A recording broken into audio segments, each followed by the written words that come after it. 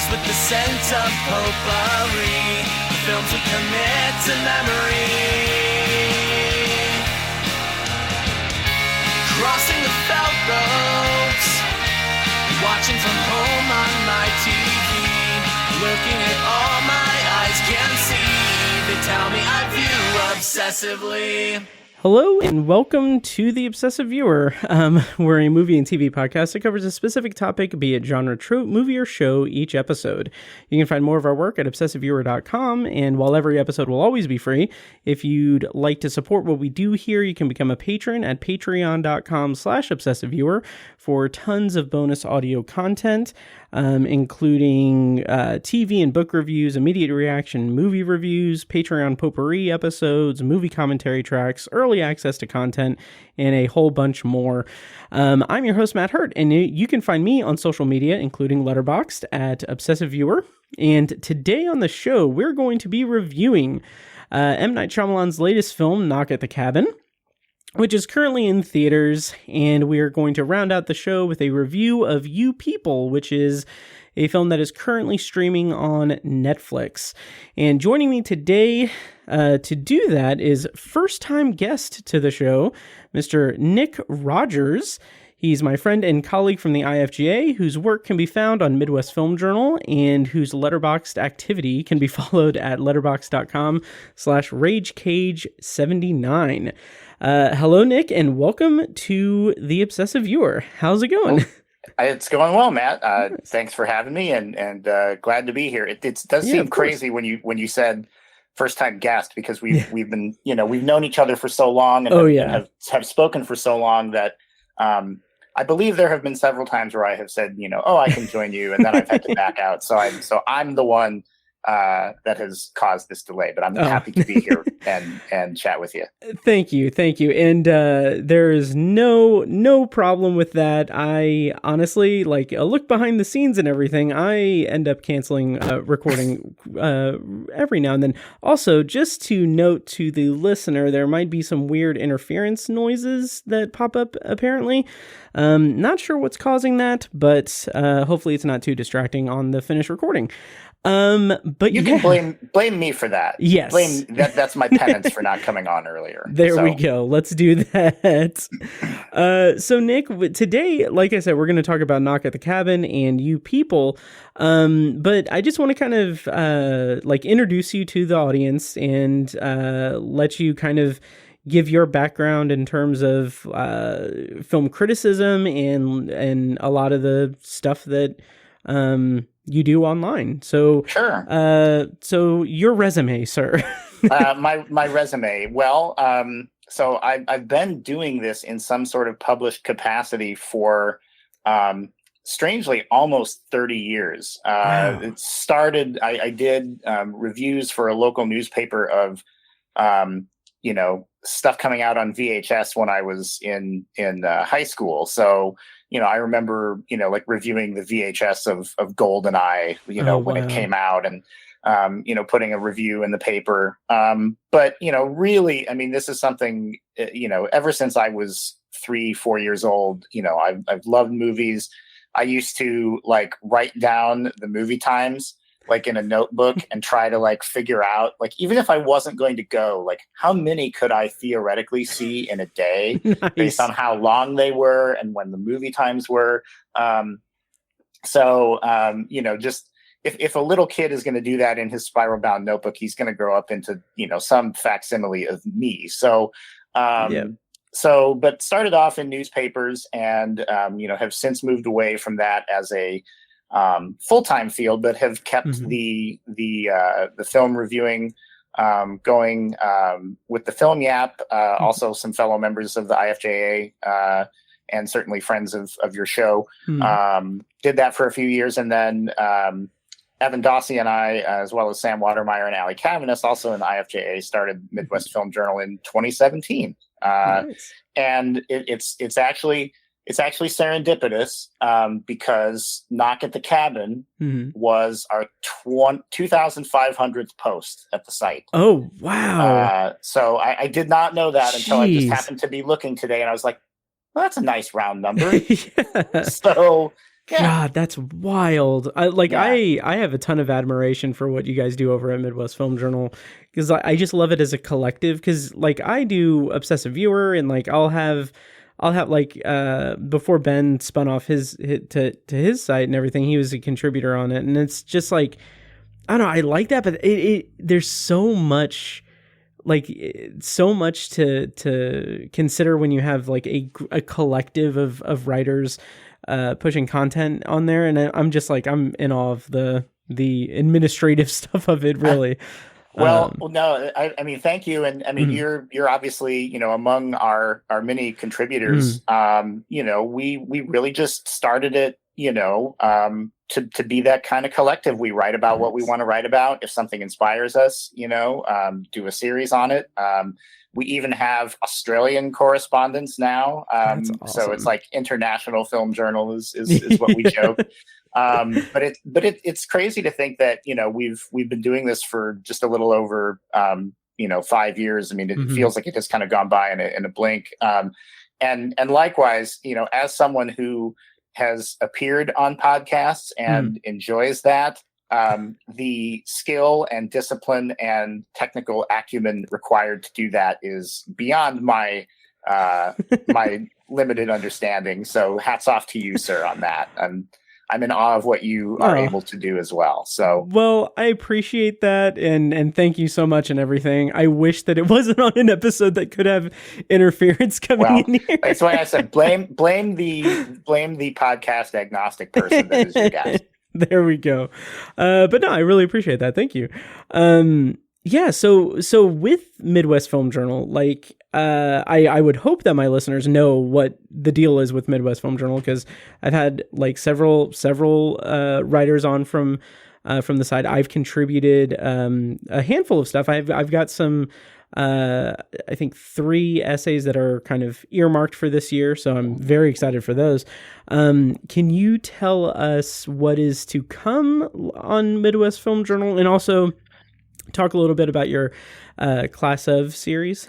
Yeah. So every year we try to come up with, some month-long series, or just kind of, occasional series to note, someone's, a milestone birth or some kind of anniversary. And there's usually 1 or 2 things that sort of pop up along the way that we think, it's usually one of 2 things. Some movie gets scheduled that wasn't previously scheduled, and we're like, yes, let's do something around that. Or so one of us comes up with a name for something that is that we find very amusing to ourselves, and we think, we can spin a series around this. Let's do this.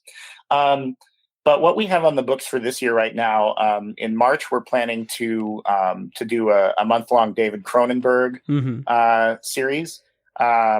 And then in May, this is something that we haven't really done this contribution to a film before, but we're going to do a look back at Danny Elfman, his work as a composer and his contributions to films. And then later in the year, I believe August, we're going to do Robert De Niro as a month long for him. And then every October, we do our No Sleep October, which is inspired by my cohort Evan Dossey's general disdain for horror movies, which I think has softened over the years as he's done this. He certainly watches far more of them now than he used to. Yeah. And then we're going to round out the year with I believe it's Samuel Jackson's 75th birthday. So we're going to finish up the month with a look back at some of his roles. Nice. And the Class of series that you mentioned, this is something that I've been doing. It took a couple of years off, kind of in the transition over to Midwest Film Journal, but I resurrected it.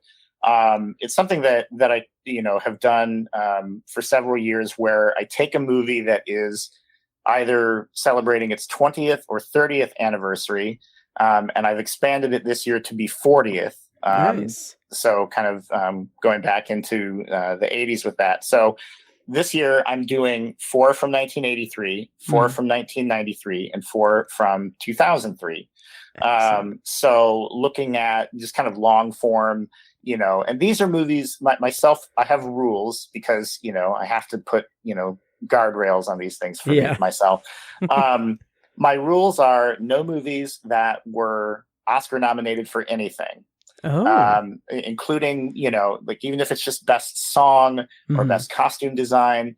So that's been fun. And then nothing that was in the top 10 box office for that year. So nothing that is an immediately apparent hit or critical, critically enduring or awards enduring title. So I kicked it off last month with Matinee with John Goodman. It's a Joe Dante film about kind of the intersection of schlocky Hollywood productions and the Cuban Missile Crisis in Key West. So I mean, it's the sort of thing that I remember that movie fondly from when I was 13 when it came out, but I had not seen it in at least 25 years, if not longer than that. So it's a good way to you kind of roll the dice. I mean, I remember when I did Reality Bites one year, I was like, oh my, this is not a good movie.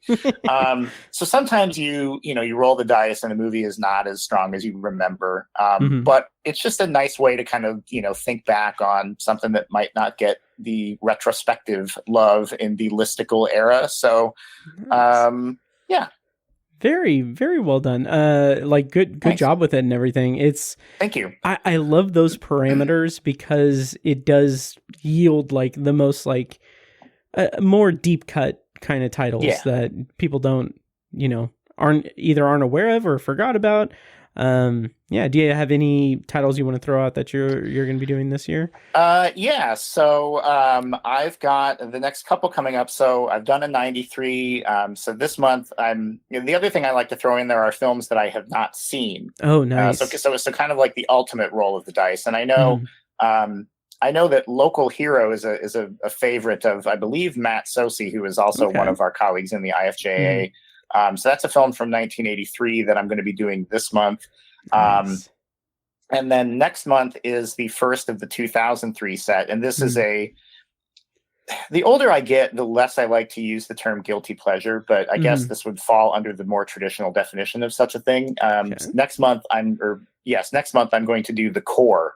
Oh, okay. Which, timely, because apparently our Earth's core has actually perhaps stopped rotating according to live intelligent scientists and not Hollywood. So we'll see how that goes for the planet. Nice. Hopefully better than in the movie. Yeah. I did not catch wind of that news, and now I am horrified. That's great. I mean, I don't know that it's as big a deal. The article I read suggests it's not as big a deal as it was for Aaron Eckhart and Hilary Swank. So so that'll be March, and then just a couple later on there's still some big ones in there. I mean, Kill Bill Volume 1 will be later this year. Nice. Already 20 years old almost, which is crazy. And then I'll do Tombstone later in the year, which will be a 30-year. Yeah. So I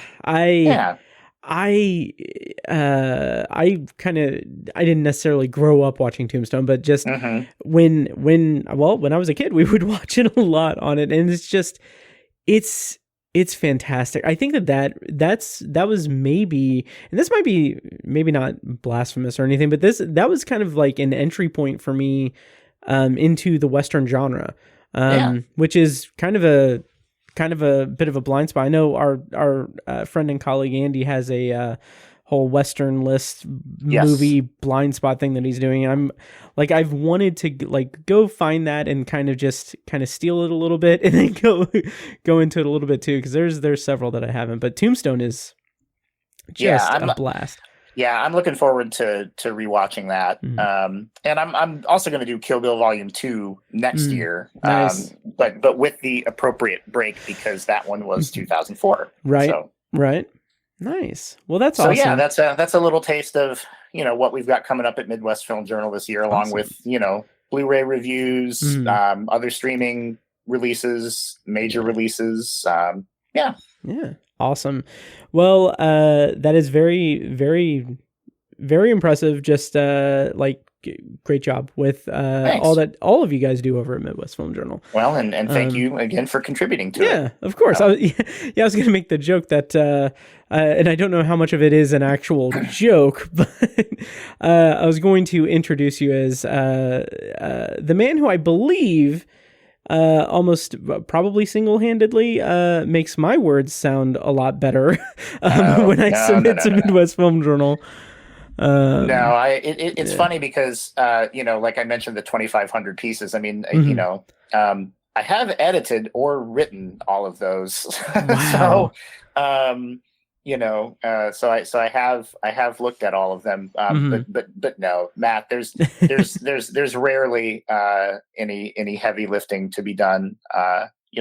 From any of our people, and you certainly contribute great work. So I loved your you are the resident expert on Scream, of course, and your piece on Scream 2 was great.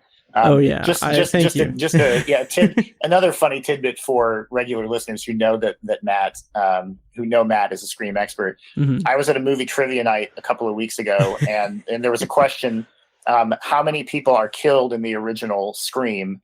And we got a count, I think, like up to like 5 or 6, and when I got home, I knew Matt would know it right away, and I asked him, and he's like, "Oh, 7," and he just rattled them off. And I was like, "There it is." Yep. I believe you said that you had forgotten Steve. Yes. And the cameraman. I think the cameraman and Steve were the two that we forgot. Yes. Yeah. Yep. I love Scream. I'm so excited for Scream 6. It's ridiculous.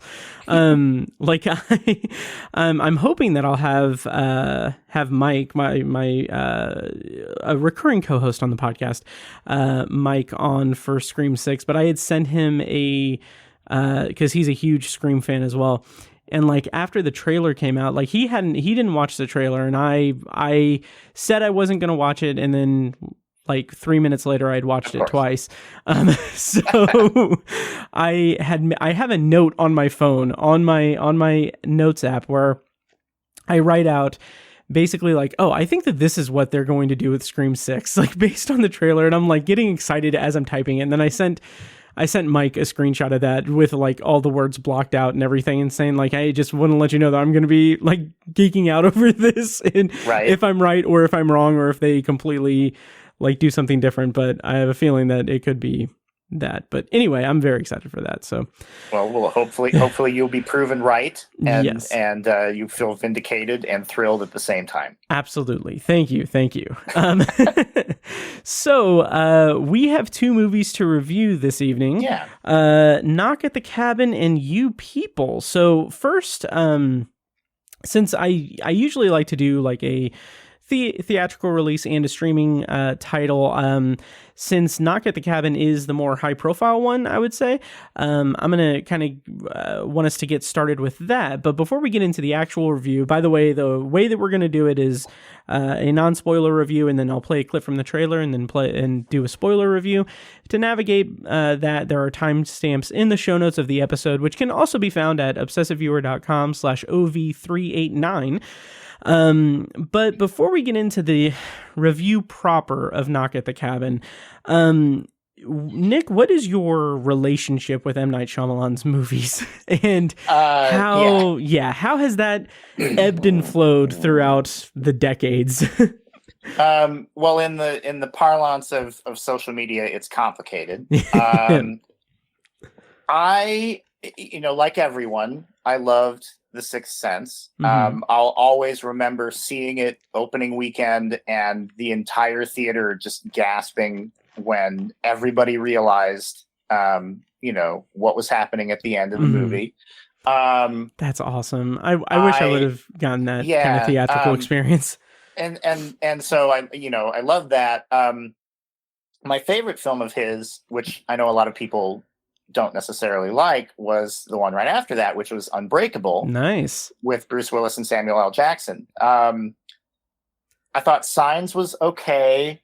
I thought The Village was a little less okay. And then from there, it's largely kind of a nosedive for me. But I got very excited when at the end of Split, I'm the only person in the movie theater who it's like the opposite of The Sixth Sense. It's like everybody in the theater is riveted, and then 20 some years later, I'm the only person who even knows what the hell is going on. Like, oh, that's Bruce Willis's character from Unbreakable. There's going to be some other movie.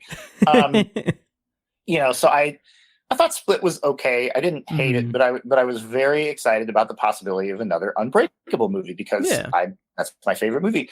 And then Glass came out, and if people want to read my fulminating, venting screed about that, they can find it at Midwest Film Journal. But I just, it was like an unburdening of my soul because I just was so depressed by that movie and did not care for it at all. And, now we know that it was sort of the last vestige of, mental, physical wellness that Bruce Willis really had trying to make something. And that adds a layer to it too, that, it just feels like a kind of a sad missed opportunity.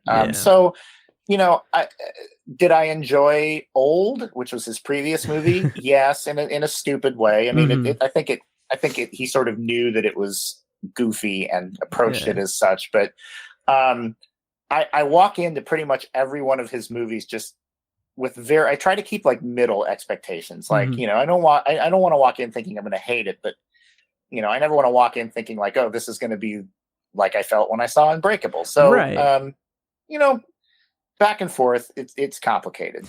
Yeah, his work is like it demands a level of managed expectations and with just a ton of caveats in it. Yes. A funny anecdote about my history with M. Night Shyamalan. I like that. Like Sixth Sense came out like during my like formative like movie enjoyment years, or like when I was kind of transitioning from like movies as just something that my parents would rent every week or so at Blockbuster to, oh, this is the thing that's going to control my entire life for the rest of my days. Yes. So like in that transitional period, I discovered like IMDb message boards and discovered that like, oh, people really like these prestigious movies. And so I became like a teenage film snob. Like I feel like that's a rite of passage for anyone, really. Oh, for sure. Yes, absolutely. Oh yeah. And one of my talking about movies with your friends that they're like, they're nodding and like, okay, whatever. Exactly. And proclaiming, which I do now, as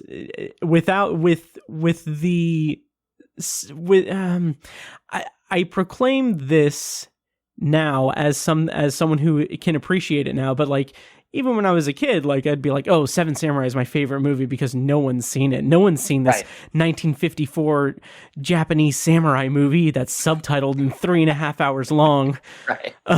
But I do love it dearly. But anyway, so in those days, I remember I watched Sixth Sense when my mom was watching it, having rented it, and I think I was just kind of like drifting in and out of it. I was doing something like just, it was in the background. And then I remember seeing the ending and being like, oh, that's really cool. I kind of wish I would have been watching this, but that's really interesting.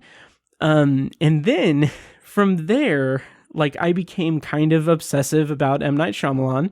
And in the meantime, I was on the IMDb message boards that are now no longer there.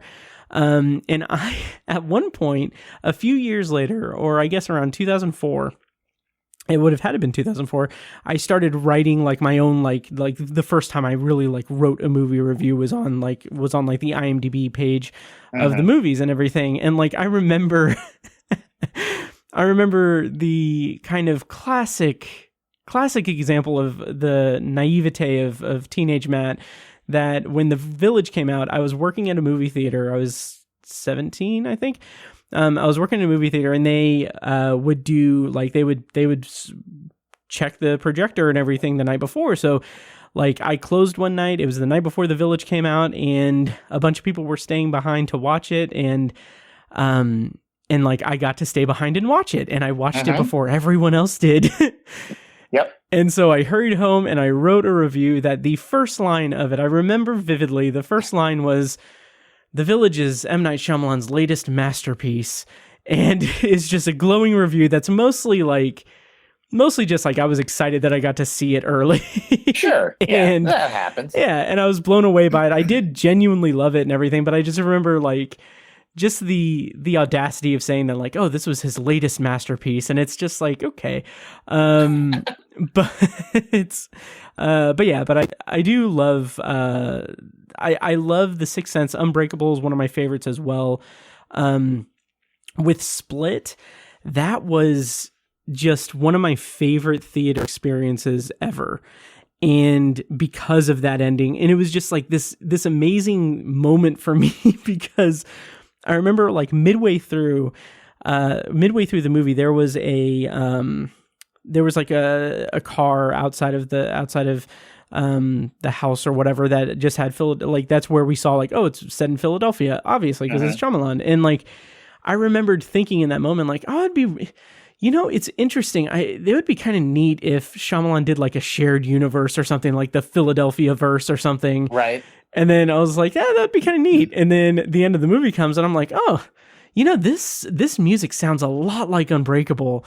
And then I'm like, oh my God. Like, yeah, it was awesome. But yeah, with Old after that, like Glass, I didn't dislike as harshly as a lot of people did, but I just kind of found it to be like, it came and went. And it was like, okay, that's fine. Yeah. That's the conclusion of this trilogy. And I'm just like, okay, well, it's been like 20 some years or however long. And like, that's how he ends it. Like, not even that's how he ends it, but that I felt like so much time had passed. I kind of wish that there was a little bit more heart put into it, really, and effort. But he is definitely a mixed bag filmmaker, and it's interesting with Old. I kind of thought that I have this thing in my head with him where I kind of feel like he either frequently just doesn't understand what humans talk like sometimes, and other times he doesn't really grasp like senses of humor all that well. Like that's kind of one of his Achilles heels for me. And the biggest example I have is like in The Visit, which I think is just people were praising it as his return from like director jail and everything, and I'm just like that. Like here's the like, and it I don't know, this is kind of an easy cheap shot, but it was like a diaper full of shit in the face. Like for me, it was, but yeah, I don't like The Visit. Yeah, that's another one. It's like, good for you for making a financially successful movie, but, but to get back on the map, but boy. Yeah. Oh yeah.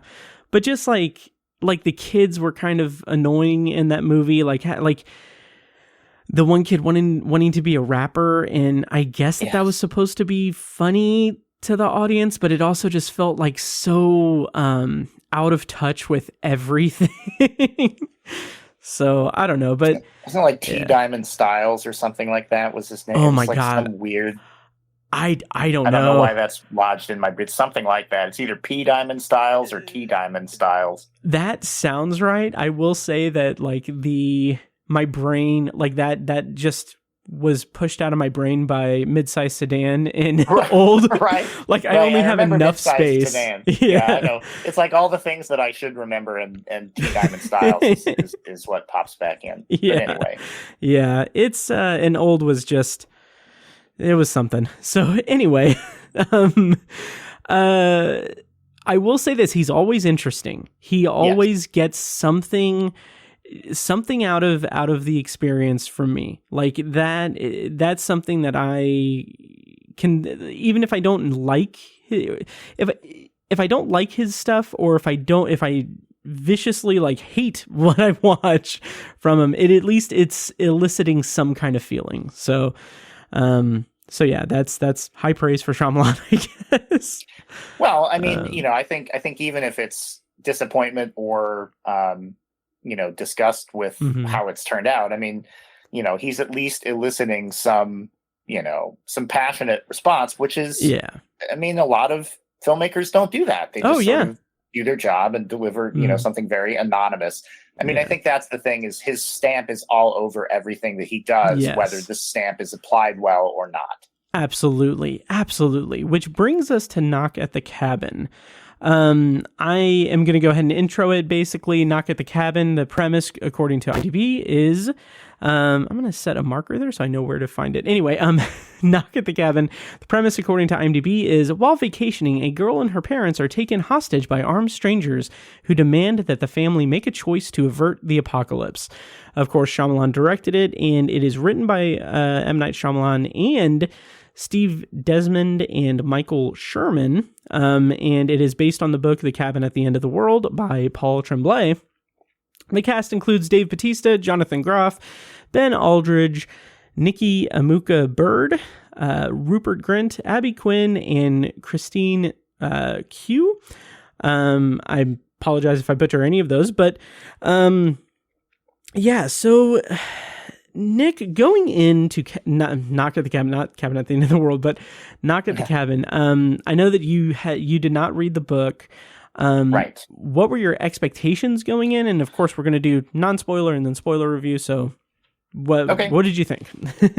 So my expectations going in, I mean, as with anything, I was, intrigued by the premise. I mean, I think if nothing else, he has good setups. He's good at,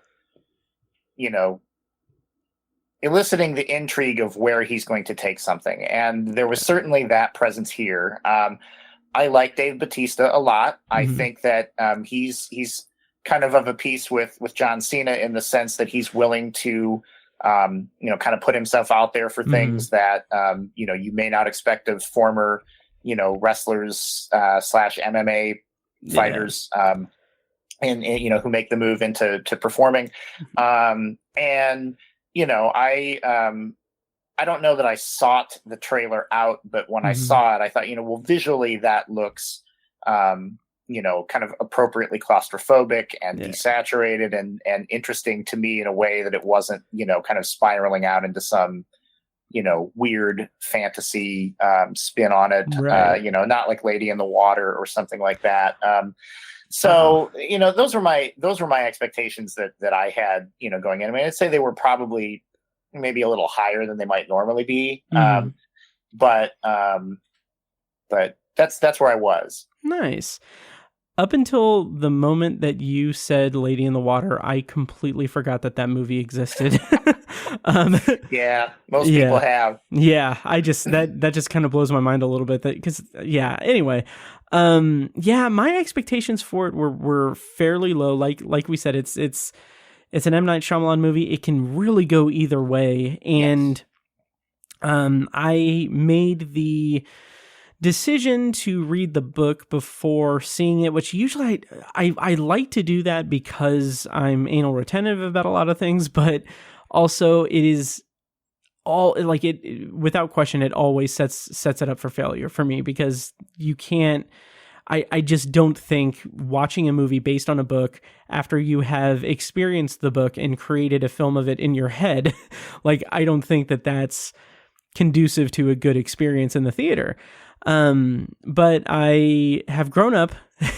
I've tried to separate the mediums there. But my expectations for Knock at the Cabin, I was pretty vocal about this, that M. Night Shyamalan is someone who I'm not sure if I will be as excited for a movie by him as I have been in the past, just because he's such a wild card.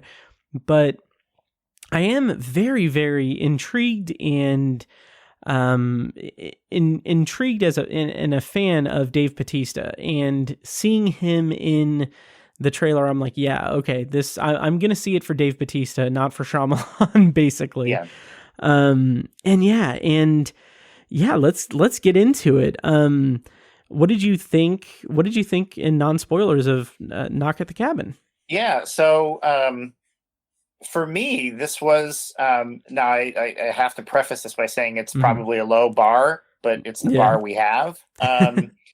this was my favorite M. Night Shyamalan movie since Unbreakable. It was a very, grim, quickly paced, sort of movie about, it's about a pending or potential apocalypse. But it also kind of, I think, was informed to me in some intriguing ways about the last several years of the real world and kind of the way that people have responded to the pressures and the panics of things beyond their control. I thought it was just it was a little bit nastier, I think, in terms of, it's not bloodier in terms of explicit gore or anything, but it felt more relentless than a lot of his other films. It doesn't really have the release valves of goofiness or, like the weird twists of old of what was happening in that. Even his perfunctory cameo is just a blip. Especially as opposed to what it was in old. But I was pleasantly surprised. When it was over. On the drive home, I was mulling over a lot of different things thematically about it. Narratively, I thought it hung together very well. Casting across the board, I thought was fantastic. I think it's going to be in the spirit of the rest of his films. I think it's going to be divisive for people. I think there are people who are going to roll with where it goes, and there are people who are going to roll their eyes at where it goes. But for me, it worked very, very well. Nice. That's good to hear. I think that I am a little bit, I'm not as hot on it as you are, but I enjoyed it for what it was. I enjoyed it. I was able to, for the most part, separate my opinion of the book versus that. I found it to be really interesting, and maybe I'll expand on it in spoilers a little bit, but I found it interesting that the way the book unfolds, like this is not an exact like beat for beat adaptation. There's a certain point in the book where the movie diverges from the book in a significant way, and then the rest of the movie is fairly different. And what I found interesting is that in the like last third of the book, I was interested, but it had like a waning experience of interest in it. So by the end of the book, I'm like, okay, that's fine. I was more into the build up toward all of the stuff going on than I was with the payoff of the entire book. And then when watching the movie, I realized at a certain point, I'm like, oh, he's doing something very different from the book. That's interesting.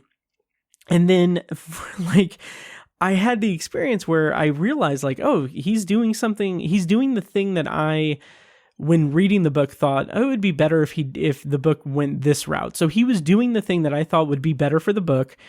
And then at the end of the movie, I'm like, yeah, it was okay. I don't really care. It was a little bit of a downer for me too. So I'm like, it was weird that they have two, like both stories have pretty different endings, and I wasn't really a fan of either one. But but having said that, everything else in the movie I think worked really well.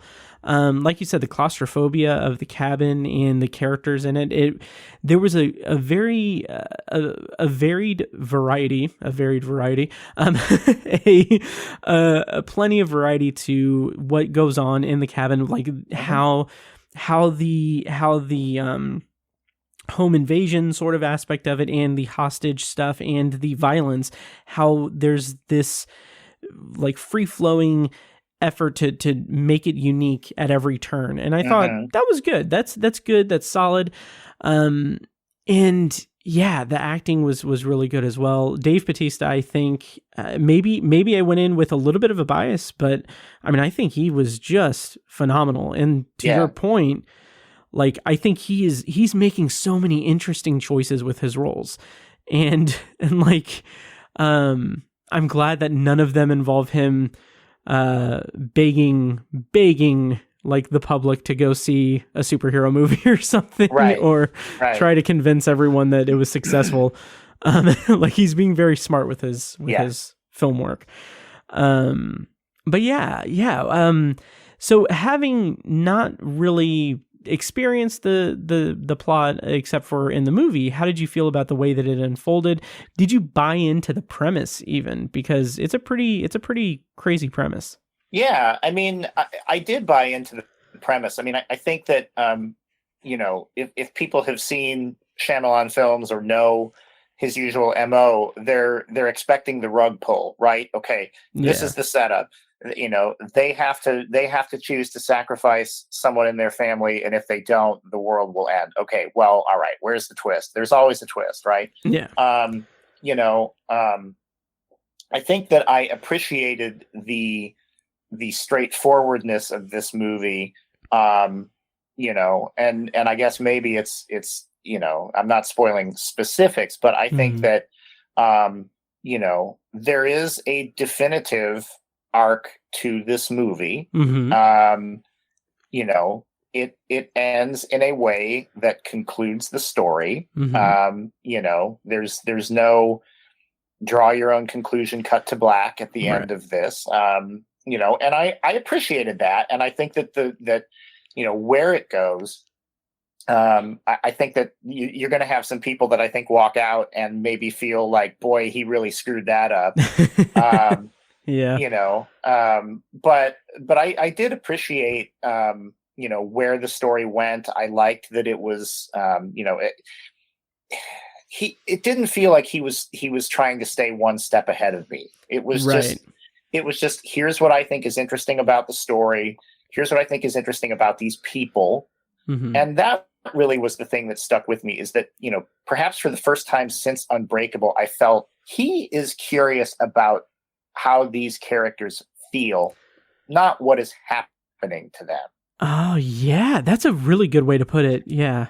And that, I mean, if you're going to throw 7 people into a cabin, you kind of have to approach it that way, because you eliminate the, external environment. Certainly there are things from the larger world that, come to intrude on that space. But I think that was really what set it apart for me, is that, these were characters first and foremost, rather than, pawns to move around some clever plot that he had concocted. Absolutely. I think that's right on the money. And I think that that's where the fact that it is an established book, I know that he had adapted Old from a graphic novel. I'm not familiar with it one bit, but this, like, even with the diverging plot or diverging element in the latter part of the movie from the book, the first like 2 acts of the movie follow the book pretty closely and honors the characters, has the characters set up as they are in the book and everything, which I think really helped let Shyamalan rein in some of his more I don't know if abrasive is the right word, but the more like egregious storytelling tropes and ideas. Because like you said, he's not trying to outsmart the audience. He's not trying to pull one over on us. He is telling this story of this family that are being held captive by these people who are driven by something that may or may not be pure insanity or something crazy. And that I think is really, really refreshing, because it feels like this isn't so much an M. Night Shyamalan movie, even though his name is like multiple times on the poster, but it feels like this is a movie that M. Night Shyamalan made. And I don't know if that's a clear enough delineation or what have you, but it just feels like a much more measured film than I've seen from Shyamalan, to your point, since Unbreakable, honestly. Yeah. I felt an investment in the ideas here more than I had, in a very, very long time. Yeah. Oh, yeah. And I meant to check and see. I'm going to covertly check this out, but it is like what the rating was, because it would have to be rated R, right? I'm pretty sure it was rated R. I think it's his second. I had forgotten about this movie because I thought it was like, oh, this has got to be his first R-rated movie, right? No, The Happening was also rated R. Was it really? Yeah. Wow. So, but this is a vast improvement on The Happening. Yeah. Oh yeah. So yeah, I mean, I think that also lends to, like I said, it's not a particularly bloody movie in terms of what you see, but it is, there's a relentlessness to the idea and to the atmosphere that I think you would lose if you tried to compromise it for the sake of a wider audience. Absolutely. And it is rated R. And like you said, it is pretty extreme in terms of violence, but it's nothing. It feels like it's cut for PG-13. In some it parts. does. Yeah. I mean, I guess to me, not in a way that diminished the grip and the effect that it sought to have. Absolutely. The end result is like it tells what it wants to tell, basically, and shows what it wants to show. To your point about the cameo, and then we can probably kind of transition more toward spoilers here in a second, but his cameo, like, I kind of feel like maybe there's an essay to be written about this, but I feel like his cameos, I feel like maybe there's like a line that can be drawn between his cameos and his, for lack of a better word, hubris and humbling in his career. Because like, the example that I always bring up is his cameo in Signs. Like that's basically like a supporting role, but his first appearance in Signs feels like like this guy was on the cover of Entertainment Weekly being proclaimed as the next Spielberg. He's very much in his head. He had, like, I'm sure he had a blank check to make whatever he wanted. So the first scene in Signs that he is in, you have, I think it's Abigail Breslin, seeing him out the window of the pizza shop and saying like, "Is that him?" And it's just like, yeah, we get it, Knight. We get it. Yeah. Like, okay. But here it's just like, he pops up in a pretty organic way. So yes. I don't know. So I do appreciate that. And like when he does things like that, when he has those types of more subtle cameos or less substantial cameos, that helps really tell the story a lot better, because we need to really, like, we need to buy into the premise. We need to draw our own conclusions about what's happening and everything. And if we have him popping up and being like, "Here, I'm going to explain everything to you," like, no, like, let's not do that.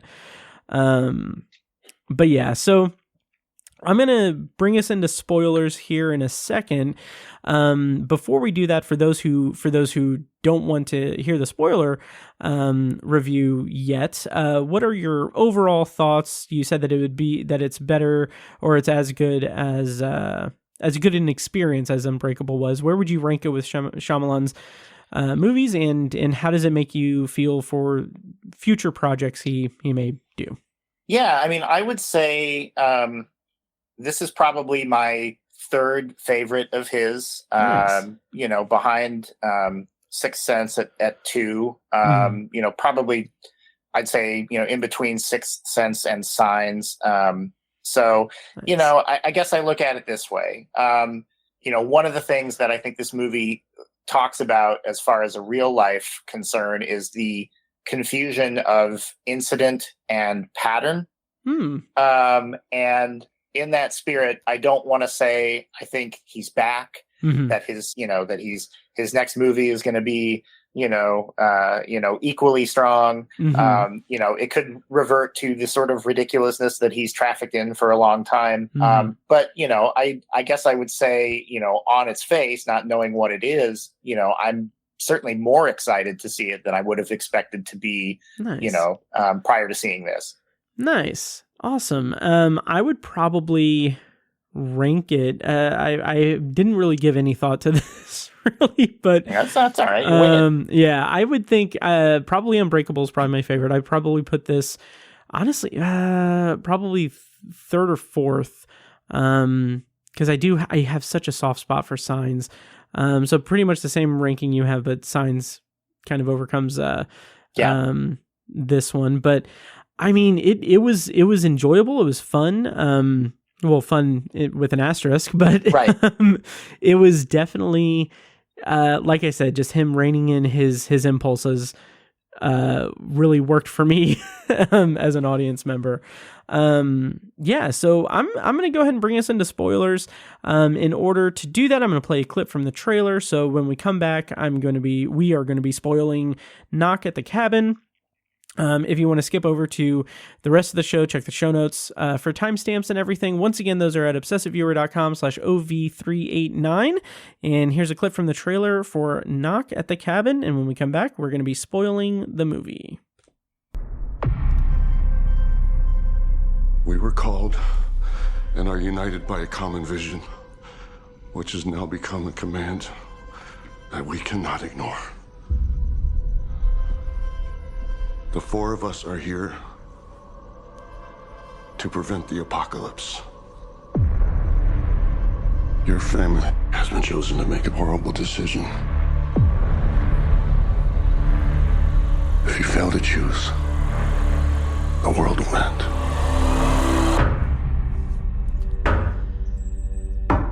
All right, so spoilers on for Knock at the Cabin. Nick, something that I didn't bring up that probably should have brought up in not spoilers was one, like, I like the acting across the board and everything. I do feel like Rupert Grint was maybe a bit miscast in it. I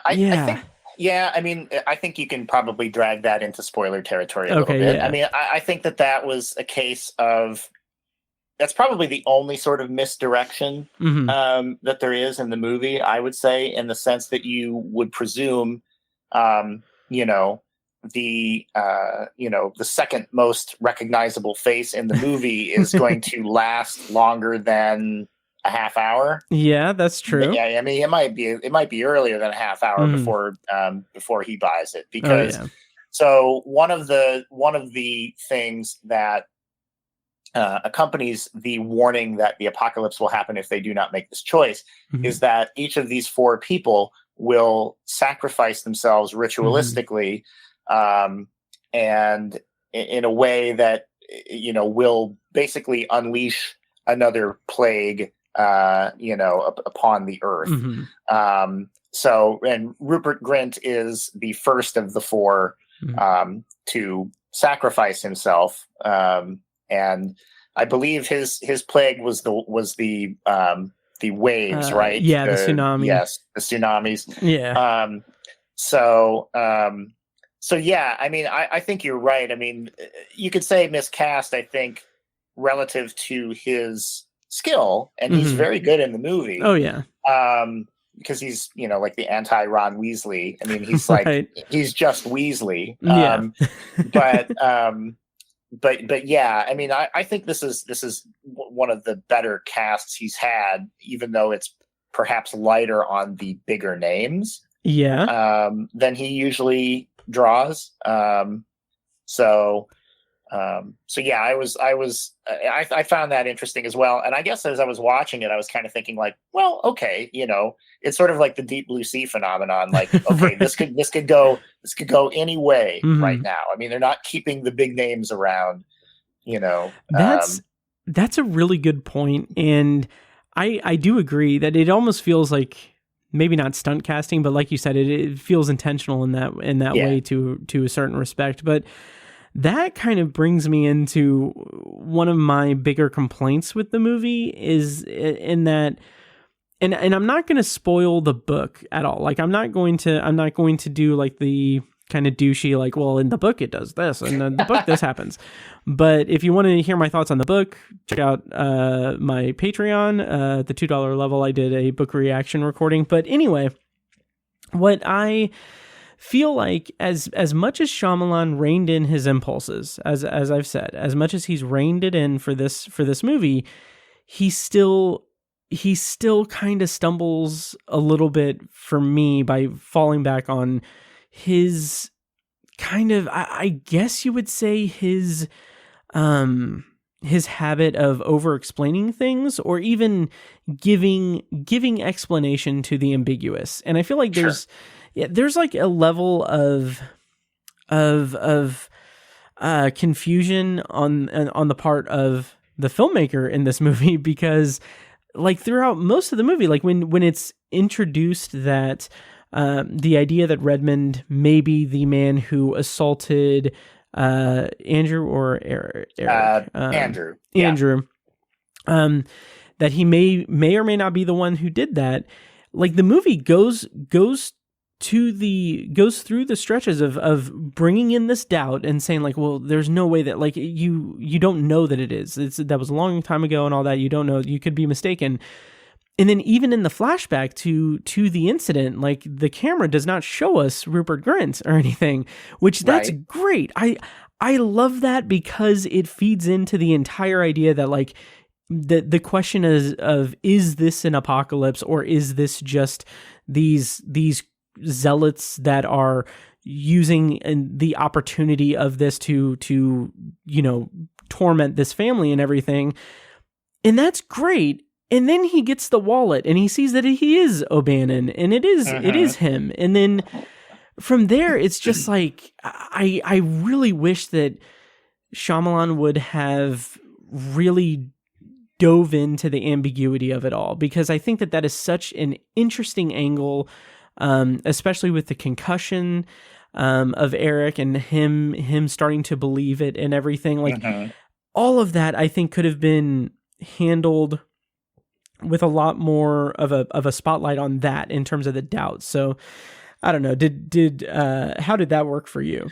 Yeah, so I think that, so this is one of the things, Matt, that I sort of wrestled with immediately after and then on the drive home. So, we're in spoiler territory, so we can say, I mean, everything that the people are saying is true. Yep. Tsunamis are wiping people out. Viruses are killing people. Planes are falling from the sky. There's electrical storms that are, scorching the earth. And, the family realizes, like, yes, like one of us has to willfully sacrifice ourselves and one of us has to kill that person. So that happens. And the surviving family members find the bags of the people who have taken them hostage and are rummaging through them.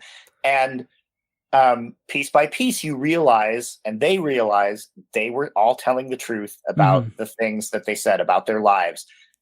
One of them had a son. We see the photo of her with the son. One woman was a nurse. We see, her, I think maybe her badge or something, her, there's something. Yeah. And that's when it's confirmed that yes, Rupert Grint's character is the one that had assaulted, one of the fathers in the past before any of this ever happened. And so, I think that's a key scene for me, because what I was sort of wrestling with is, okay, does ending it in this way sort of embolden or, empower people who, are like dangerously seeing pattern in incident, right? Yeah. Does it validate these, the more dangerous side of this?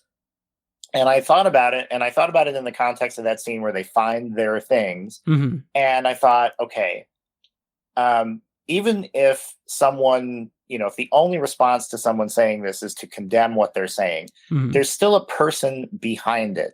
Even if they've been so blinded by, something that they believe, or confused by it, unable to reconcile it. So to me, it was less, I think, about connecting the dots to, that past incident, as it was sort of reinforcing, the pattern versus incident kind of idea of, the belief system of these people, but also just, I think, humanizing everybody involved with it. that, all these people were reacting to sort of these pressures and these panics in different ways. I think the flashbacks to the attack are very shrewdly done. And it shows you that Andrew became an entirely different person than he believed himself to be, even in that moment, because of the assault that had happened to him. He became more paranoid, more aggressive, more hair trigger. He had this gun that he, sort of didn't really need to buy, right? I think in a way. And, I think to me, it congealed everything, that it wasn't trying to like make you think, these people with these religious beliefs are okay, even if they're extreme. I think it's just that extremity can really creep into your life in ways that you don't expect. And so, that to me was where it kind of hung together thematically and narratively. That is a very interesting point. That's something I hadn't really considered, because I was struggling with figuring out like what is the main point of the story that he's telling? Like what is the purpose behind this? Because my whole thing was, I figured that I was probably erroneously thought that, he's telling the story about this family, and he's telling the story about this family that has this horrific experience. And then by the end of it, it's, I don't know how their conclusion, does anything to wrap up their storyline or tie their storyline up in a meaningful way for me, because Eric dies. It's very ambiguous about whether or not he sacrifices himself or Andrew does it for him. And then we get that weird sort of comedic beat, but not really, with the song in the car, which I'm just like, okay, like I don't know what the purpose of that ending for their ordeal was. But I do also like that read of it being that, the people that are overcome with these visions and with the ideas of it, it isn't about, like you said, it isn't about just having plain villains or anything. It's about humanizing them to an extent, seeing that they can get brought into, normal people can be brought into something horrifying. I mean, I'm hesitant to necessarily say like, this is his pandemic movie outright, but I think, the pressures of persisting through that changed all of us in some way that surprised us, certainly, not to the allegorical extreme that, that Shyamalan takes it, but, I think that we all came out of that different people in ways that, maybe scared us a little bit. And I think this movie like explodes that out into its idea quite well. But yeah, totally. On a more surface level kind of thing, I do want to say that in terms of the depictions of the different atrocities and everything, there is something for me in my like soul that feels just so utterly terrified at the idea of planes just falling from the sky. And like the fact that like the news footage in the movie showed that, and you see that throughout like the whole big production of the climax of the movie, there's something that just triggers like a deep-seated fear in me that is horrifying to me. So I think that that's a feather in the cap of the movie for sure.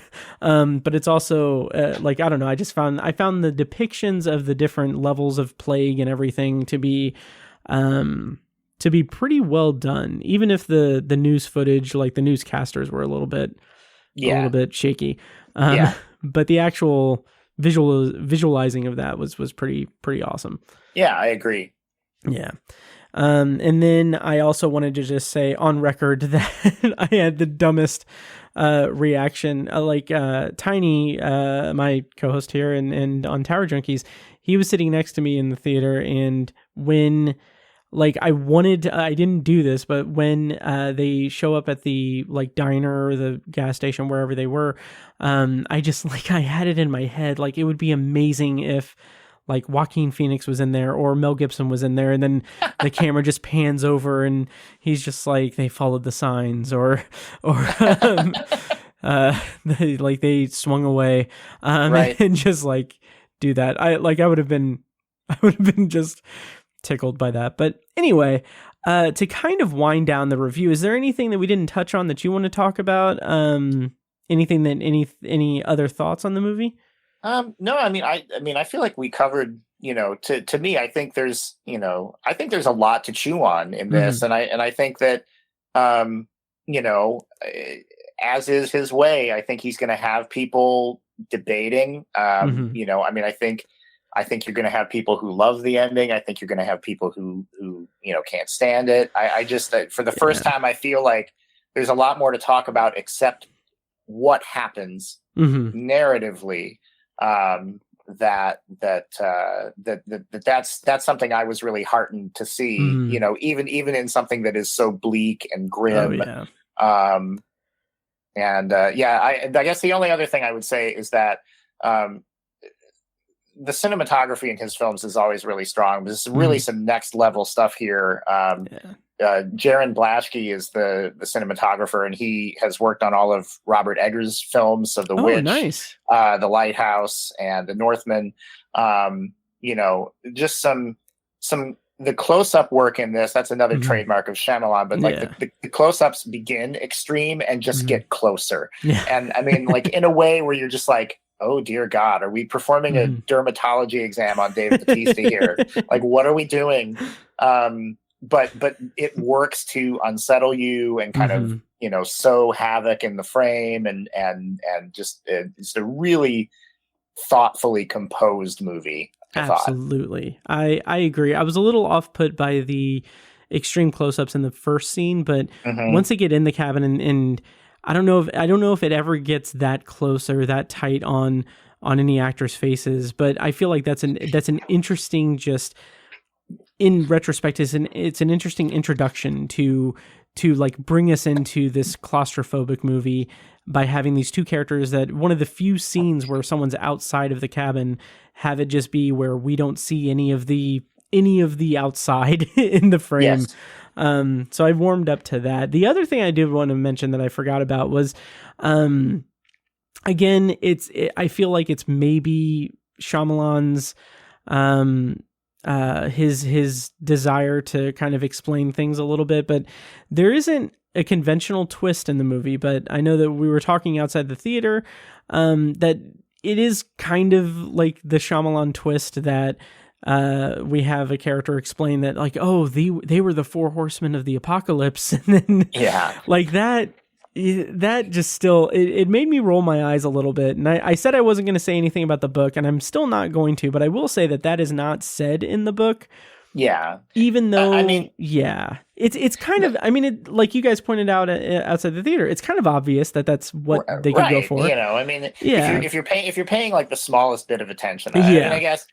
I've conceded a long time ago, you put a recliner in a movie theater and people are going to treat it like their living room. They might fall asleep. They're going to look at their phone, they might come back around and like to hear it said, they're like, oh yeah. So, I mean, I kind of rolled my eyes at that a little bit too, also with his characterization of the four horsemen. It's like, I don't think those horsemen stand for the things that you say they stand for, but it's a very, very loose fit night. But I'm like, okay, if that's like a 10-second thing and an otherwise very, to me, solid, film, I can forgive that. So that's a fair point. My whole thing was that, okay, I didn't make any connection to the four horsemen of the apocalypse in the book, and I feel a little bit dumb that Shyamalan had to literally point it out to me in the audience. Well, so, I mean, he's got to make some concessions, right? And I guess if that's the only one he's made here, that's a better track record than he usually does. So. Yeah. Fair point. So, so I think that's about all we've got to say on Knock at the Cabin. I will say that if you are interested in the story and everything, I would recommend reading the book. Okay. Yeah, Paul Tremblay, he's got some pretty good stuff out there, but Cabin at the End of the World was definitely good. Definitely really good. He's got that, and then I think it's Paul Tremblay has Head Full of Ghosts, which was really good, and then Survivor Song, which wasn't to my liking. So Cabin at the End of the World is kind of in the middle there. But yeah, I recommend it. So, so that is our review of Knock at the Cabin. Let us know what you thought of the movie and everything. And then we're going to kind of wind down, I guess, with a review of You People. Nick, are you still good for that? Yeah, probably just something maybe a little quicker on that. Oh yeah. Still good to do that. I think there's there's a couple of people here that think they're practicing out in our living room musically, so hopefully it won't be too. No too worries, loud. no worries. It's good for ambiance, but Yes. but yeah. So we're gonna kind of wind down with a pretty brief review of You People. It is streaming on Netflix. The premise is that it follows a new couple and their families who find themselves examining modern love and family dynamics amidst clashing cultures, societal expectations, and generational differences. The movie is directed by Kenya Barris and written by Jonah Hill and Kenya Barris. Or Barris? I'm not sure how to pronounce that. And the cast includes Jonah Hill, Lauren London, Eddie Murphy, Julia Louis-Dreyfus, Nia Long, and David Duchovny. So Nick, we had like a list, like we were kind of throwing back and forth a few different titles, and I remember when I kind of landed on this because this is the most recent one that I saw. You had said like, "Oh, that's my least favorite of the three." Yeah. So I'm like, "Yeah, okay, well, let's do it." What did you think of You People? Yeah, I mean, I wanted to like it more than I did, and I think there's a few things that kind of jump out to me. One is the Netflix problem for me, which is that nearly all of their movies are too long because it has produced some things that their system has produced some films that I think are very strong in giving their filmmakers latitude. This is not one of them. This is a film that, if you're going to make a romantic comedy where you're pitting Jonah Hill against Eddie Murphy, you have to make that tight. You have to make that snap and really move. And there are just long, very cringe-worthy stretches of this that, are not funny, that are simply uncomfortable. And that was one problem I had with it. Another was, if you're going to have a 2-hour movie, why are you reducing the moment where these two people meet to a montage where you get no idea how these people of completely divergent culture and background would spark a romantic connection? It does what every romantic comedy you've ever seen does, which it jumps to 6 months later and they're about to get married and they're meeting the parents. And I thought, certainly Jonah Hill is a smarter, savvier writer than that. Kenya Barris has proven himself to be a smarter, savvier writer than that through Blackish and Grownish and even with Girls Trip, I would say, which is a film that he wrote.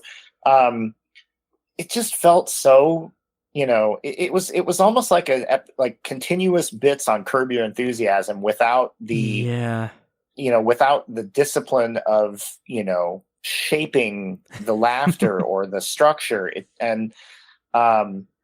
It just felt so messy to me, which is a shame because it strands some, extremely talented performers who you don't see attempting something, a little less manic more often. Like Eddie Murphy, is very much, kind of the straight man here in a lot of ways, also has some very funny parts. There are some laughs in it. I think it's, sort of impossible to assemble the people that you have in it without having, some incidental laughter, but it does not hang together. There are some incredibly insensitive jokes related to the Holocaust in this movie. That when they landed, I just thought, my jaw kind of dropped a little bit. I was like, are you really, man? So I mean, I like the people in it. I like the concept of it. I just felt that the execution was just lacking. And it also didn't feel cinematic. It felt like a long episode of a Netflix TV show. It really did. It really did. And like, it felt like that, those cringy comedy moments that more often than not did not land at all, it felt like those were something in the kind of in the comparison to it being like a lengthy 2-hour like sitcom episode, those were like all gags that could have used like 2 or 3 punch-ups at the script level, because it steered so hard into just the cringe comedy of it. And when you have that coupled with a very shaky foundation for the couple at the center of the movie, Yes.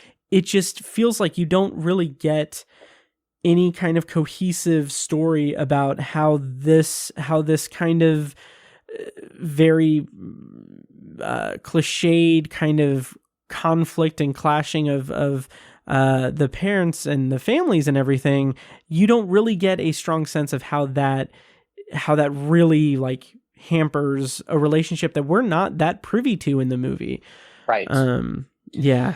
Yeah, I remember thinking the scene where they meet, they are on their first date, they're they're having lunch, and there's literally a cutaway to like other people's shoes, like just walking, like getting up from their tables. It's not even Jonah Hill and Lauren London. And I'm like, what are we doing here? Yeah. What why are we seeing this? Yeah. We should be listening to what they're talking about. Exactly. It was just so frustrating. And it's like you said, it does what every romantic comedy does. It jumps ahead like 6 months to where they're at a thing. But what's different here is that it jumps over the most of the meet cute of it. Yes. And like there's just nothing. And it raises, like, it just made me think, like, since it's so sloppily done, I'm like, okay, well, how are they in like a serious enough relationship half a year into it, and how has he not met her parents yet? Like, right, is there that any was very weird too, like just in the fact that he does that on his own, and it just feels like very contrived situations. And I think it was last year, around the time Sidney Poitier had passed away, they were showing Guess Who's Coming to Dinner in the theater, and like I went and saw it, and like I was blown away. That movie is amazing. That was the first time watching it, and like having that kind of in the back of my mind, and seeing this movie either I don't think there's any way to not try to pay homage to it, or not, like, I don't think there's any way that this movie could be made without, Guess Who's Coming to Dinner being on the minds of everyone making it. Sure. But to miss the mark so aggressively throughout it, and really it just felt it felt like just such a big collection of standalone, cliched, cringy jokes that just didn't work. Even to the point where the required, like the expected, like heart-to-hearts that come out at the end of it just feel like I put in my Letterboxd blurb, like it just feels so unearned and inauthentic. It's just when the Bernie Mac Ashton Kutcher version of this movie does better at addressing the pertinent issues, you should have gone back for another pass. Yeah, absolutely. I will say that I think with what they were given, I do think that Eddie Murphy does something really interesting in it, like playing that straight man, kind of being this presence throughout the movie that feels very, very, I guess he's not playing it up. Like, he's not playing up this, he's not like doing like a Bernie Mac thing, like being very aggressive about it, but he's very like even keeled, where that he's like, where you stand with him in the movie. I think that was interesting. His choice in that performance was easily my favorite thing about the movie. It was intimidating without being larger than life about it. Yes. Yep.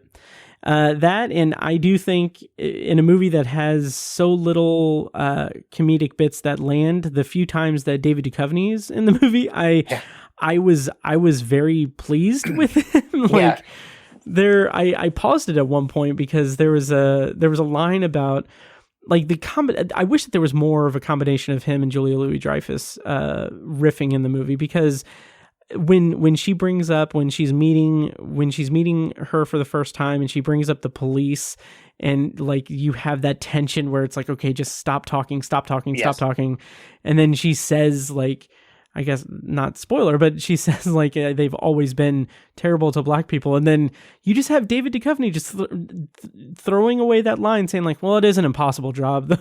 Like, it's just like that level. Like, it is cringy. It is a very tough conversation and everything, but it also just, I think the delivery of that landed for me. If the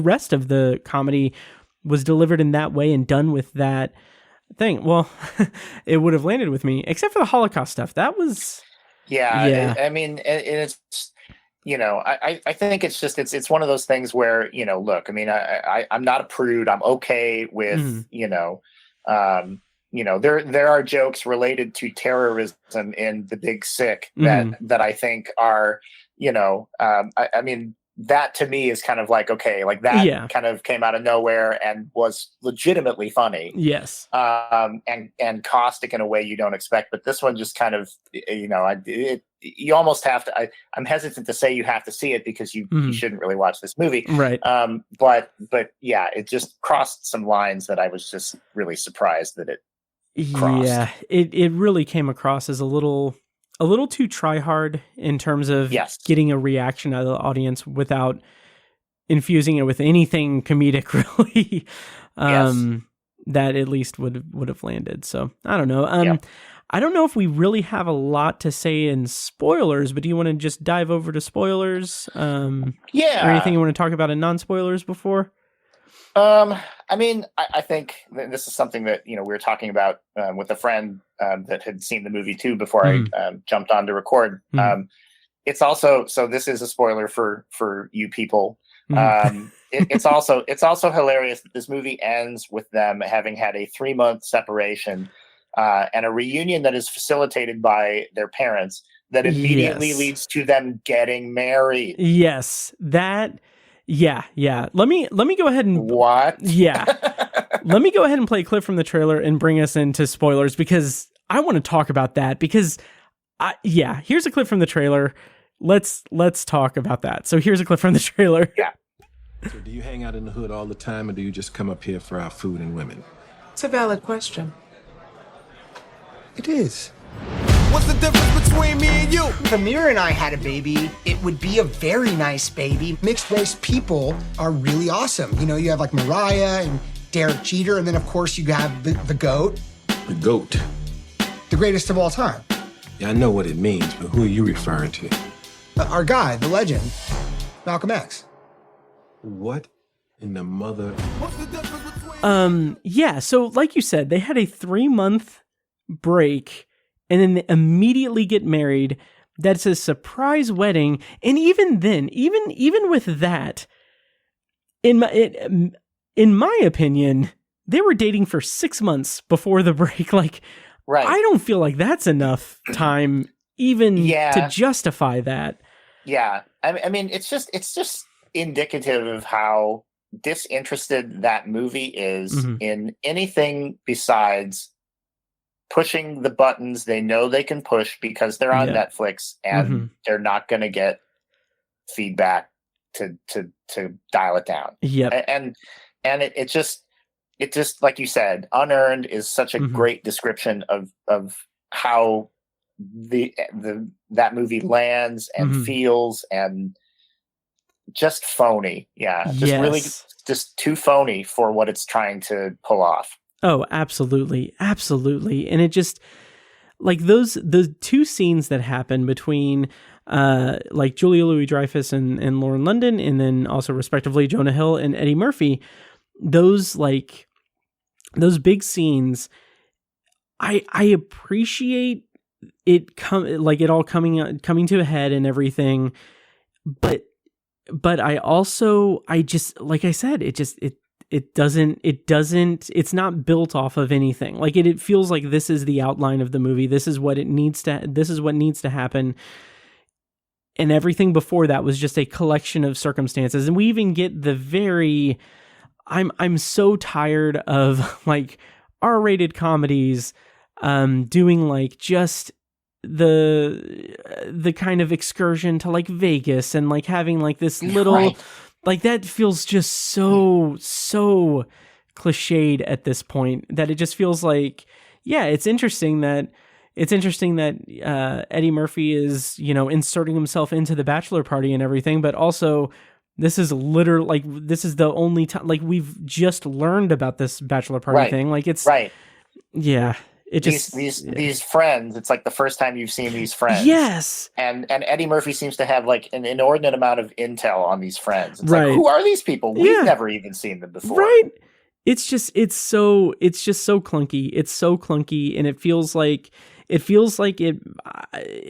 algorithm filmmaking. Yes. Really, like that's exactly what it feels like. And even though I did enjoy the cocaine like running bit, I thought that was funny, but also it just feels like it would be funny to read on like a page of ideas for a more cohesively made movie. Yes. Yeah. The other thing I wanted to bring up, and this is just silly Matt Hurt podcast stuff. This movie, Ezra, played by Jonah Hill, is a podcaster, and I did respect. I put this in my Letterboxd review, but I did appreciate and respect that in the scenes, like in the scenes where he and his co-host are doing the podcast stuff, they're using like a mixer that is old school, like analog mixer and everything. And then at the end of the movie, when we see that they're successful and everything, they've got a big whole setup and everything. Like you see more professional or consumer, higher quality consumer equipment and everything. And like, I say that tongue in cheek because everyone knows that like podcasting is my identity basically. But also, as I put in my Letterboxd review, it is such a bummer to me that I found more character growth in the set decoration of the equipment used in the movie than I did in the actual characters. And that just seems very, very, that really brings the movie down for me quite a bit. Yeah. And also to that point about the podcasting subplot and everything, the fact that this pops up every now and then makes it feel like it really makes this movie feel very piecemealed together, because he like suddenly he's quitting his job to pursue podcasting full time, which is the dream, but it's also just like out of nowhere. And then when you get to the point where he's having it out with Eddie Murphy, he like brings up like, you make fun of me about my podcast and everything. It's like, well, yeah, but that's not like a running thing. Like this isn't your character trait. Like it's just the movie touches on it intermittently throughout the movie, and then we're expected to care about his journey toward that. And it's just, and even with oh God, what is her name? With Amira's, with her journey of trying to be whatever, like a fashion person, costume designer. Yeah. Like it just feels like they did the bare minimum to service those like goals and everything. And it was really, really frustrating. Yeah. So, and it spoke to me as someone who wants to be a costume designer, and everything. Not really, but anyway, yeah. So that really bothered me a lot. Yeah, it's you hate to say it with the talent involved, but it's kind of just another Netflix misfire. Absolutely. And yeah, and for especially with Jonah Hill, him co-writing the script and being, it being his and Kenya Barris's project and everything, it just feels like there's so much more that he could have done with it, and it just feels very squandered. Yes. So yeah. Any other thoughts on You People? No, I mean, I think that, that's pretty much it. I'm sure by this time next year, it'll be a distant afterthought. Yes. For whatever February 2024 brings. Right. Unless the algorithm goes crazy and we now get you people too, or two people. Or two people. Yes. Oh, I hope not. Yeah. Same. Yeah. So that's our review of You People. I'm going to let you go here in a second, but I do want to throw in just a quick potpourri section, which is the section of the podcast where we officially wind down the podcast with talking about something that we've watched lately, or we're looking forward to. So, just really brief, non-spoiler. Nick, something that you've watched recently that you want to share your opinion on. Yeah. So what I've been trying to do is, so I have a lot of movies at home that I own, but I haven't watched. Mm-hmm. Nice. And I'm trying to watch them to determine, do I want to keep them? Mm-hmm. So it's stuff that I've gotten screeners for, or stuff that people have given me. So I watched a film. So Evan gave me, it's like Rogue Cops and Racketeers, and it's okay. It's Italian crime movies, and nice. I watched this movie called The Big Racket, and it's on its face it's nothing spectacular. It's basically mm-hmm. Cop getting handcuffed by the system, and eventually he just has to turn to vigilante justice with the victims and survivors of this mob of like you do, right? Like you do. There's I've certainly watched better movies than that. Even since watching this, but there's like a shot in it that I just cannot get out of my head, Matt, because it's from 1973, maybe 74, somewhere in there. But there's a shot where the villains like push the cop like in a car, like they push it like down a hill, and because of when it was made, I don't know how they got the shot they get without like destroying the actor's face, because it's just like there's glass everywhere. It's clearly him. Like he's clearly in something that is I just assumed he was in the car, mm-hmm. and I felt like like a dumb little kid like watching this movie, like he's in the car, but it's just nice. It's like a shot that has sort of like stuck with me over the last several weeks, and I'm just like part of me doesn't even want to like read like how they did it. Like, I just want to believe that they pushed this Italian dude in a car down a hill and got him out as quickly as possible to make this movie. So I know that's kind of a weird, no, that's potpourri, perfect. But maybe it fits right in. Yeah, that is absolutely perfect. Yeah, I love that. I love that kind of thing where, I know like you and Evan and a bunch of the other guys in IFJ, like you guys like finding like those deep cut, weird shit stuff. Yes. And like I love that. And I love the idea of just preserving the magic of that. And like, it's like, I don't want to know how they did it. Yeah. Even though like in the back of my mind, I'm kind of like, I'm really curious to know how they did it. Absolutely. Don't do it. Don't read it. Yeah.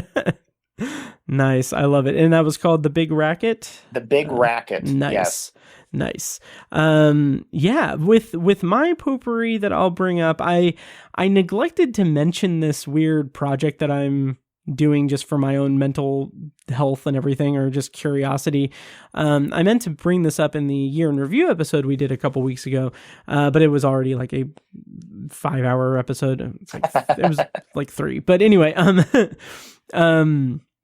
so I have been doing this thing that I'm dubbing the actor chain link project, because I couldn't think of a better name for it.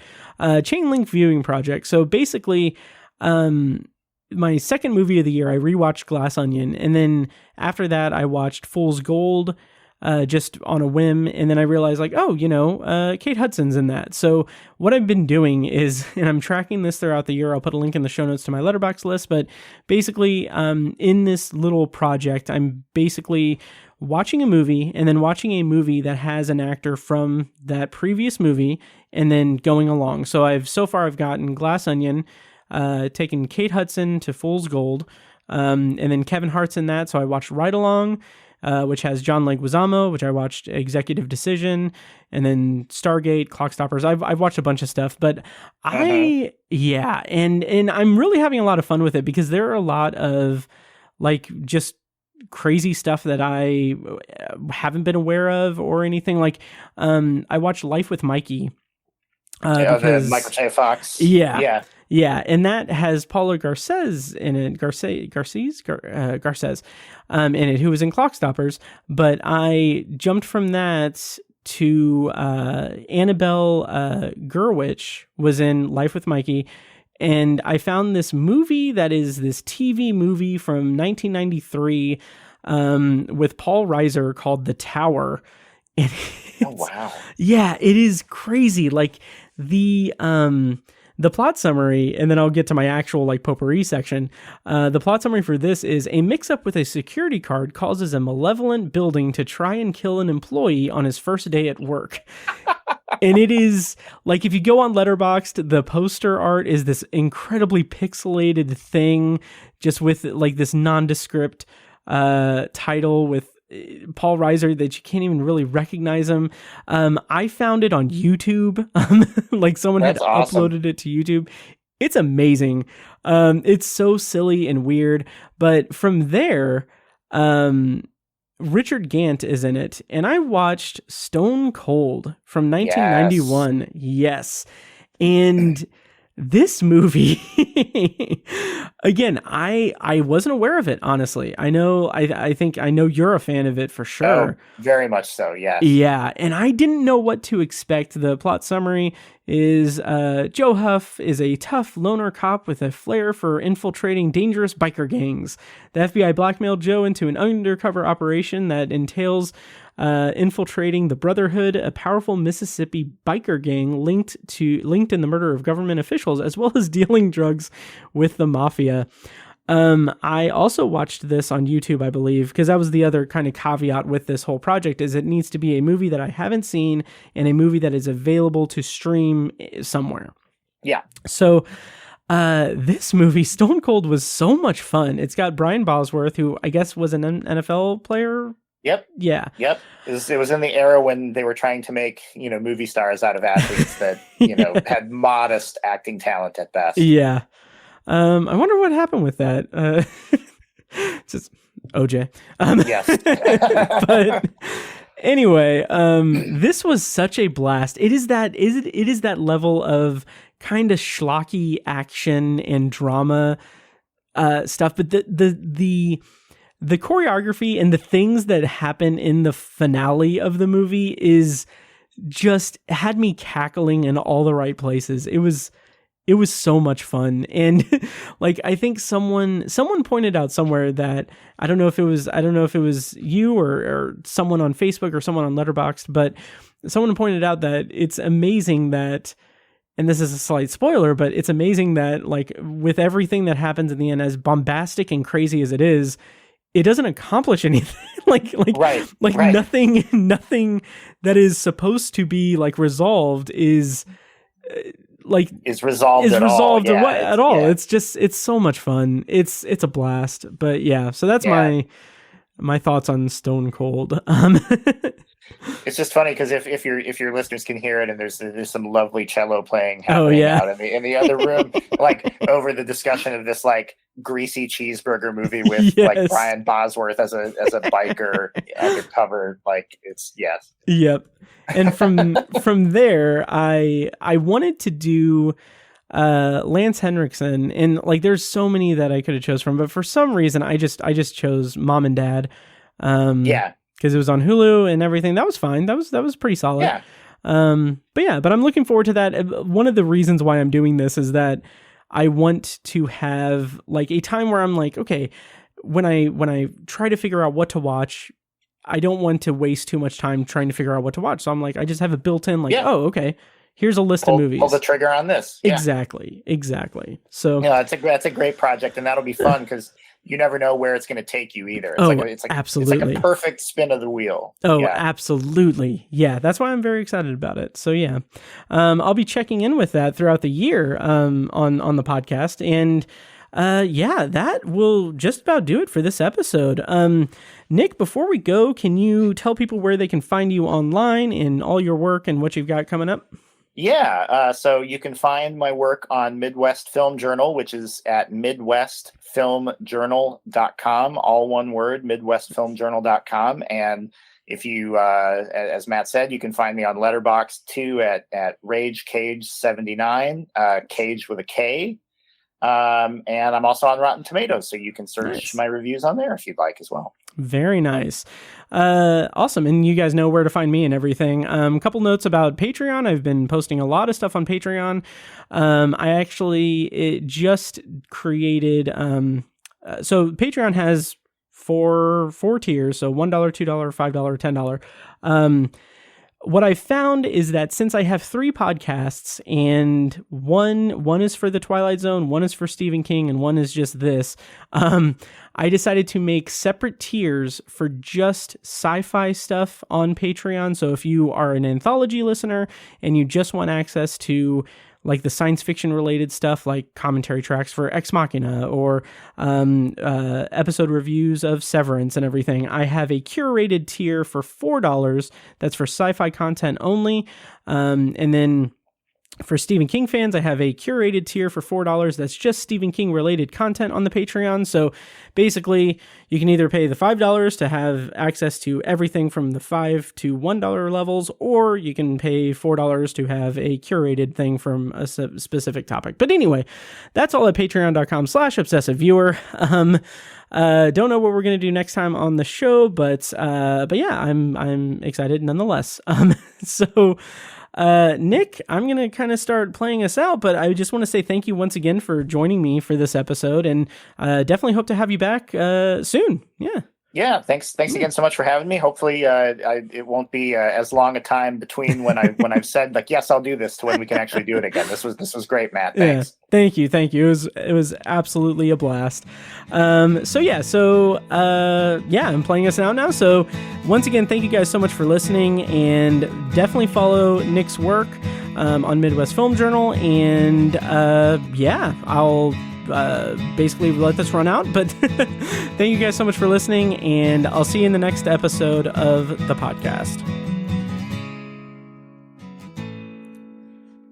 And now, enjoy this short clip from our Patreon exclusive RSS feed. For the full clip and more exclusive Patreon content, such as early access to episodes, TV, book, and movie reviews and reaction recordings, commentary tracks, and Patreon potpourri episodes, go to patreon.com/obsessiveviewer and become a patron at the minimum rate of $1 per month. Thank you and enjoy. At the end of the day, I was kind of just left unsatisfied with the ending, mostly because it felt like it was going for a certain sentimental tone and a certain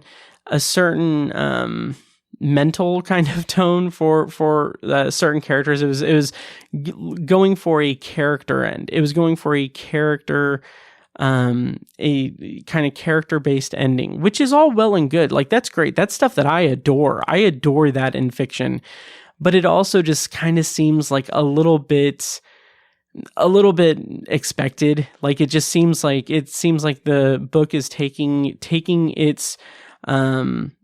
a level of its story, and it's taking its story to a point, and then taking building it up toward that point, and then once it gets to that point, it's just ready to just go the expected route and go the easy way to end the story, even though the story itself is a pretty compelling and interesting story and everything. So I don't know, that's as vague as I want to be with.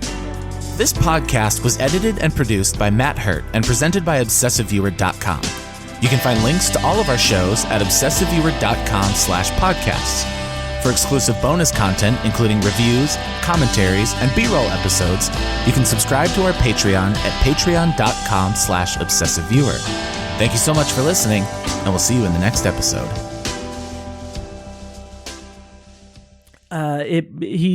Suddenly he's quitting his job to pursue podcasting full time, which is the dream, but also, oh, that was terrible. I'm going to actually take that again.